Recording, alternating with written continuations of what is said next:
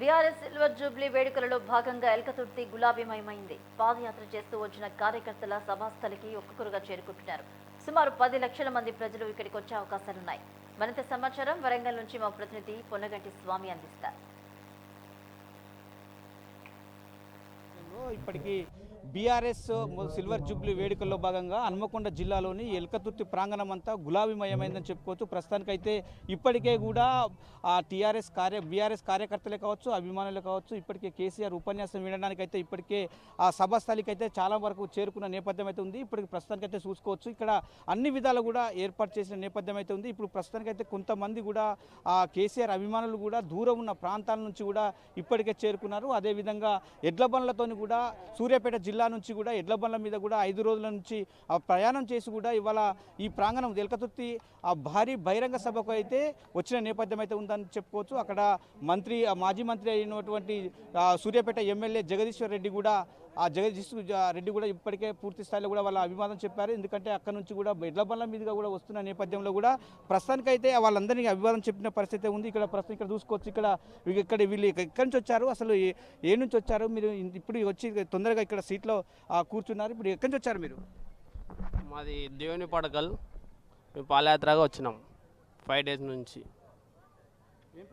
నా దేవుని పడకలకి వచ్చినాం, కల్లకుర్తి నియోజకవర్గం చూడడానికి వచ్చినాం. మీరు చెప్పండి, ఎందుకు వచ్చారు ఇక్కడికి? అసలు ఇక్కడ మీరు కేసీఆర్ బొమ్మలు టీషర్ట్లు వేసుకుని వచ్చారు, ఎక్కడి నుంచి వచ్చారు? మేము దేవుని పడకల్ తలకొండపల్లి మండల్, అదేవిధంగా కల్లకుర్తి కాన్స్టిట్యున్సీ రంగారెడ్డి డిస్ట్రిక్ట్ నుండి వచ్చినాం బ్రదర్. మేము ఇక్కడికి 5-6 మెంబర్స్ వచ్చినాము. మాకు 5 రోజులు పట్టింది. 218 కిలోమీటర్లు 5 రోజుల్లో కంప్లీట్ చేసుకున్నాం. ఇక్కడికి మేము 6 మంది వచ్చినాం, మా టీం అందరం.